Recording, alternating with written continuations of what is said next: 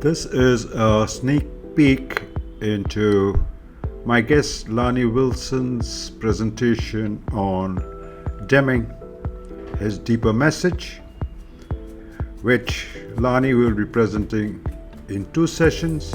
Session 1, which covers the history of Deming and his changing role, and its second session, his growing disenchantment with Western management, development of 14 points, the development of SOPK. Was he heard? Why not? What was next? Now you can hear Lonnie speak about what he is going to present in session 1 and session 2. Thank you. Welcome to Dr. M Wadcast, a wadcast with a mission, connecting continuous improvement professionals across the world.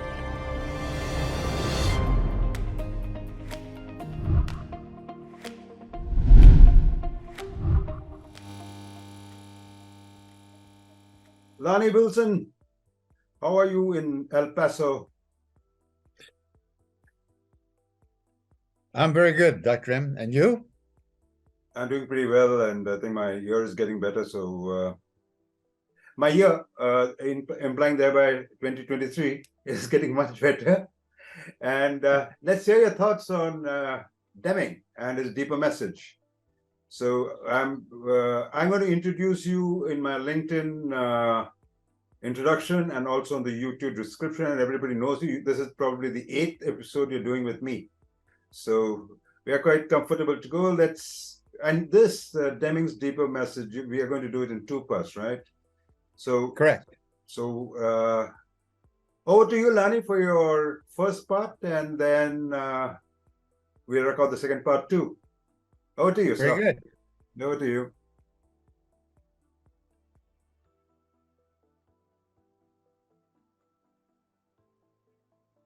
Are we ready to go?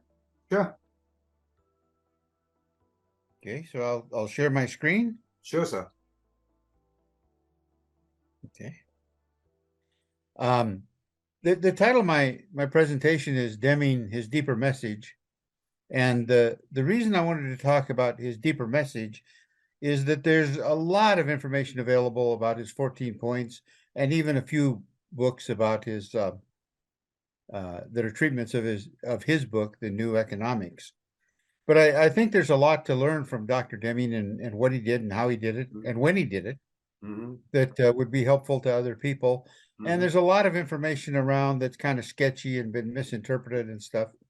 So I did a deep dive into Dr. Deming. Not only did I reread his books, I must have read 100 of the articles that he had published. I went through the entire Deming video library. And probably another 50 videos of him in various venues. And he's an incredibly consistent person. It's just incredibly consistent. But he has some quirks, and to me, he changed my life literally when I first read his book in 1982. But the title of this is His Deeper Message, and I considered him just a humble, brilliant, evolving student and servant. His message has not yet been absorbed, and it bothers a number of people deeply. But I'd like to tell you the same thing that he told me when I took his 4-day seminar, and he would open it by saying, "Okay, why are we here?" And before you had a chance to answer, he said, "We're here to learn, to have fun, and to make a difference."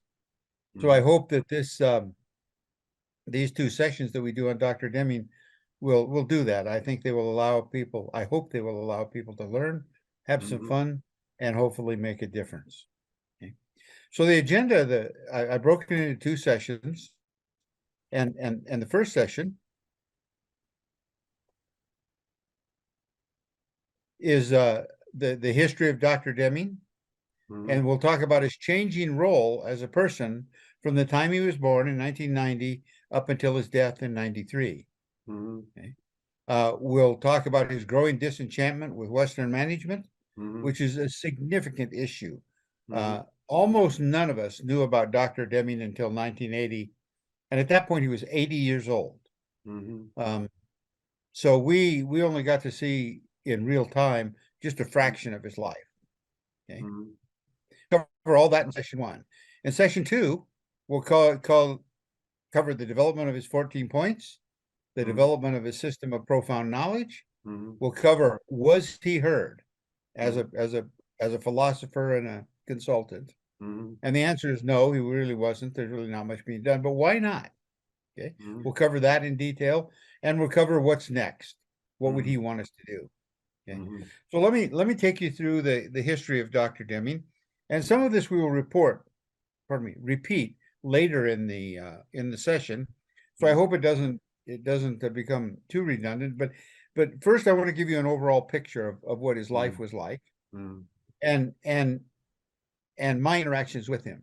But I consider him to be the most quoted and least followed of the contemporary Mhm. philosophers. Mhm. Uh, People spend more time with McGregor and Drucker and Ishikawa and all kinds of other people, and they don't spend a great deal of time with him. And maybe by the time we're done with session 2, some of the reasons why that is true will be more clear to people. Mhm. Okay, but let's look at the overview of both of these vodcasts. Mhm. And Peter Schultes had a great quote that I liked, and he said, "Knowledge and experience has finally caught up with me, and I was finally able to write this book." Mhm. That's in the introduction to his book of of on leadership. Mhm. And he says he should have written his book on leadership first, but he didn't have the experience and the knowledge. Okay, Mhm. and that's Dr. Deming. And I thought Dr. Deming was able to write the book. Mhm. He was right, because number one, he came from humble beginnings. Mhm. I mean, humble, very humble. They were poor. Some Mhm. people might say dirt poor. Okay, it guided his life. Okay, Mhm. he followed that by the acquisition and application of knowledge. He became a tremendous student, and then Mhm. there were 5 events in his life that made a major impact on the contribution to the world. Okay, Mhm. number one was his humble beginnings. He was Mhm. born in poverty in Iowa on a small little farm that was owned by his mother's parents, Mhm. and then when he was very young, they moved to Wyoming, where he grew up. Mhm. Uh, and they lived in a cardboard house, literally. Mhm. Um, then later, after going through a bunch of education, he has a PhD. Um, he meets Walter Schuhart. That was Mhm. a significant change in his life. Okay. Mhm. The third event was him being called to Japan. Okay. Mhm. And he was called to Japan on 2 occasions Mhm. for 2 different reasons. The first Mhm. one was planned, and the second one was by happenstance. Mhm. Okay. And in Japan, what he did, well, we'll go through the details of that in a minute. Mhm. Okay. Then when the fourth event that changed his life was when the NBC white paper, "If Japan Can, Why Can't We?" became published. It was Mhm. published. For the first time, he became recognized and Mhm. leveraged. Okay. Up until that point, he was well recognized in a very, very, very small community. He Mhm. was an incredibly well respected statistician for some of the things Mhm. he'd done. And the fifth thing that changed his life was his subsequent inability to Mhm. replicate his Japanese experience Mhm. um, in the U.S. Mhm. and the tremendous frustration he felt over that. Mhm. Okay, he refers to it as his desperation. Mhm. So we'll talk about each one of those 5 events in his life. Mhm. Now, the significant thing is that, in my opinion, his contribution is not only substantial. I mean, if you read what he written, it's pure gold. Mhm. But it's just started. Mhm. It's just started. He has laid the foundation, and it's up for the rest of us to take it forward. Mhm. Now, in our agenda, let's go through the details of the agenda. Mhm. We'll talk about the history of Dr. Deming. Mhm. We'll talk about his changing role. Mhm. We'll talk about his growing disenchantment with Western management. That's session 1. Mhm. Okay.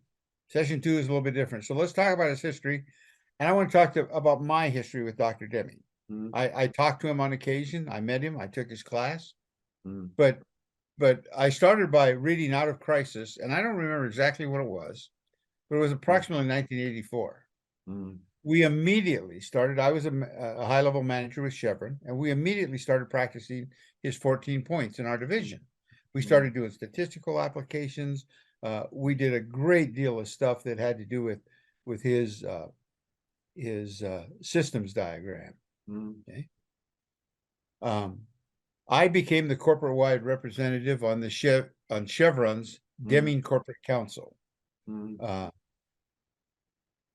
Several chemical companies, most notably Dow, had made it a proclamation that if you wanted to be on the bidders list for them, and we sold millions and millions of barrels of product to Dow Chemical. They made ethylene and polyethylene and propylene and polypropylene. And if you wanted to be on their bidders list, you needed to be implementing a Deming management philosophy. So immediately, Chevron Chemical got religion. It caused a wave through the corporation, and I was the refinery's representative, the one representative on that council for the entire corporation. Okay. I always read extensively. I still read 40 or 50 books a year, but then I started focusing on Deming, David Chambers, Schuhart, Imai, the people who wrote about Deming, Schultes, Joyner, Mary Walton, Robert Hall, Richard Schonberger, Mizuno, Mondin, and William Schirkenbach. William Schirkenbach was a student and a close friend of Dr. Deming's, and Bill is in our Deming study group. Amazing guy. Okay. I took his 4-day seminar in 1986, and I spoke to him on occasion. I never worked with him one-on-one, but I did work with a bunch of people who worked with him directly. People like David Chambers, Lynn Torbeck, Donald Wheeler. So I had all kinds of Deming stories that were told to me over the years. I wish I'd written them down. I remember several, but they're just amazing. Then in 1982, I read his book, The New Economics. And to be honest with you, it wasn't very impressive to me at all. And to me, it still is not particularly impressive to me, but there's some very interesting things in it nonetheless. Okay.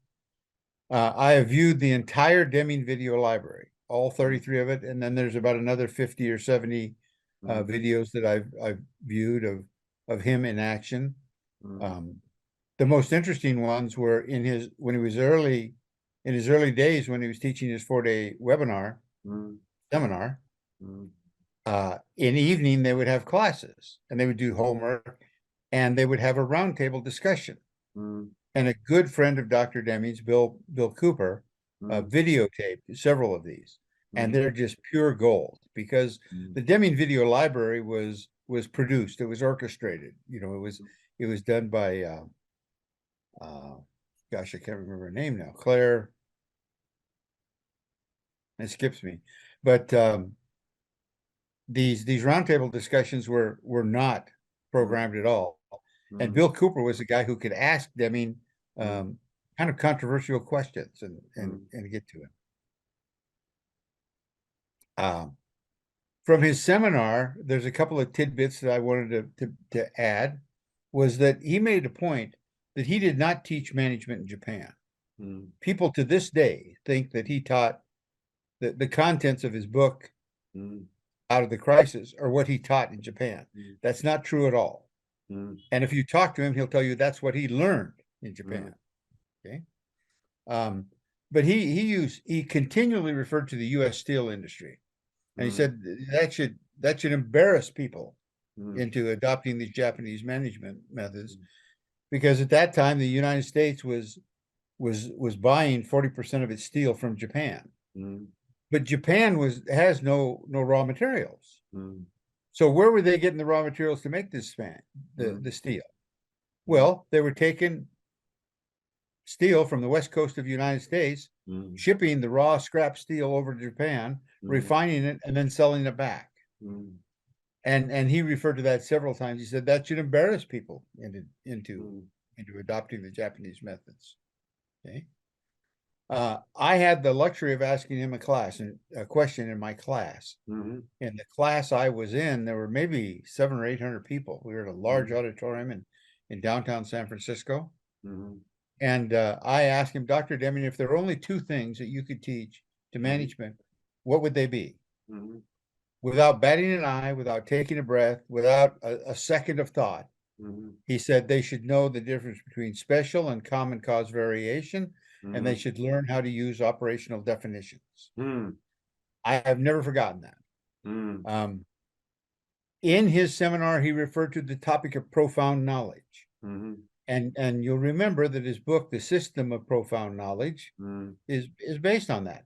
Well, Mhm. in my seminar, now this was 1986, he Mhm. would refer to it. He said, you need profound knowledge.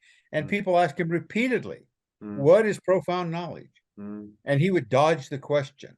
Okay. Mhm. And finally he got tired of it and he said, somebody said, well, Dr. Deming, you keep talking about profound knowledge. Please tell us what it is. Mhm. And his answer was, it's Mhm. what you're learning in this seminar. Mhm. Certainly not a very definitive answer. Mhm. But he talked about appraisals Mhm. and he said, do away with appraisals. And I remember I went there with 70 other people from Mhm. Chevron. Mhm. And one of the persons was an HR guy. And he Mhm. raised his hand. He said, okay, Dr. Deming, if Mhm. we're going to do appraisals, what do we replace them with? Mhm. And he didn't answer his question. He just went to the next one. Mhm. And two or three people answered that question. And finally, the fourth day of the seminar, somebody asked it again. And he said, do whatever Peter Schultes tells you to do. Mhm. That was his answer. Mhm. And it highlights one of the weaknesses in his message. And we'll talk about that more later. But basically, he says, do away with appraisals, but he doesn't tell people what they should use to fill in Mhm. the useful parts of appraisal. Mhm. He tears the appraisal apart in many respects, but he doesn't talk about the useful parts of an appraisal, the communication, etc. Mhm. And I think that's one of his fundamental weaknesses. But we'll get into that later. But taking his seminar was wonderful. And here is, I think, the most important thing. Mhm. The first day of the seminar, the Mhm. place was filled. Mhm. By the third day of the seminar, Mhm. of the 70 Chevron people, there were Mhm. only 5 of us left. At the end of the seminar, I estimated there were about 300 people there. Mhm. Most people got up and left. I shouldn't say most, but half the people got up and left, Mhm. which I never understood because the fee for that was, I think, $700. Mhm. Um, and there were 700 people, more than 700 people there. So, Mhm. I mean, the cash flow from that seminar was amazing. Mhm. Okay. One of the most interesting interviews was one done by a lady, Priscilla Petty. And Mhm. I don't recall her credentials, Mhm. but it was particularly revealing because Deming was very, very patient with women. Mhm. I never heard him raise his voice Mhm. or speak uh, irascibly to any woman. Mhm. And she asked him some questions that Mhm. were really penetrating. Mhm. And she followed him around for, I think, about 30 days and then reduced this Mhm. um, to a 90-minute tape. I Mhm. guess it was a tape, a 90-minute presentation. Mhm. And the two things that I remember from it the most Mhm. was that on the last day that he was talking with her, they went to his house and they went down to his office. Mhm. And his office is in the basement of his house. Mhm. And in the background, you can see a washing machine and a dryer.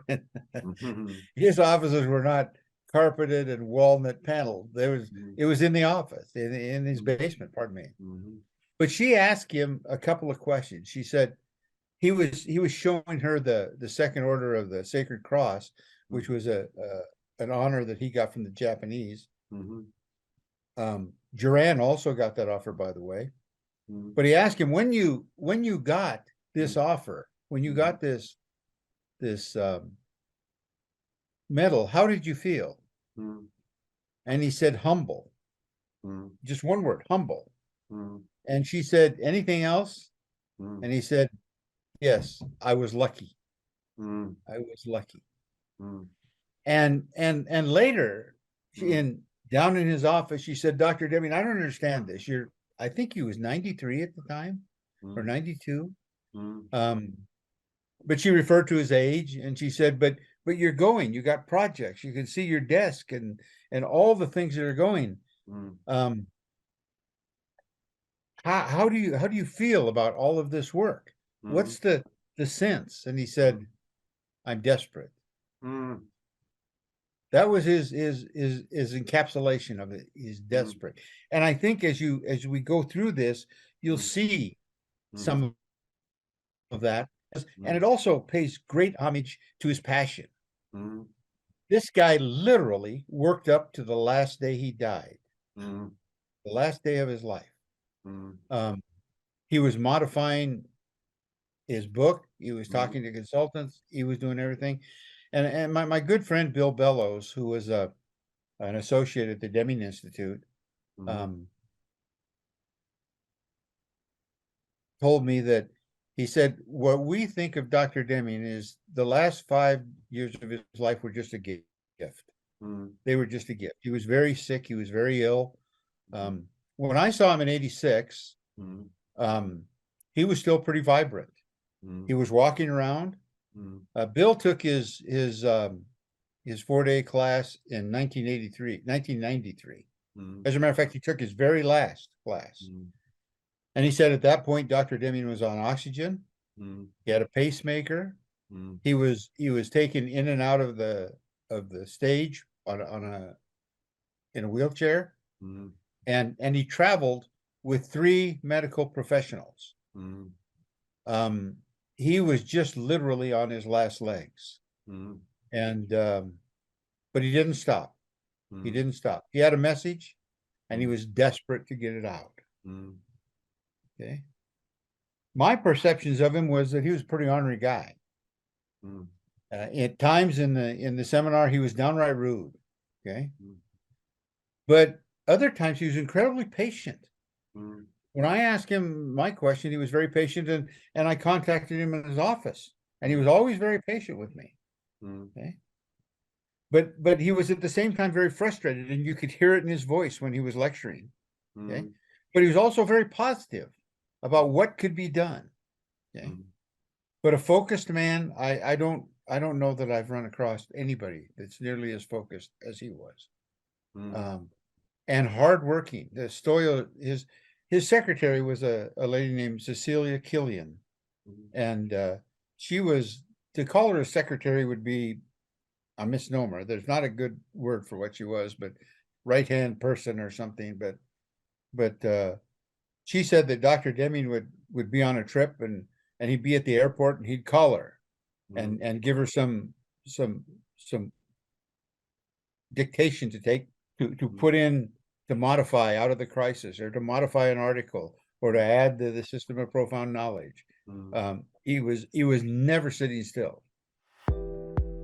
Hi, this is Dr. M here. So stay tuned for session 1 from Lonnie on Deming. His deeper message is going to be published soon.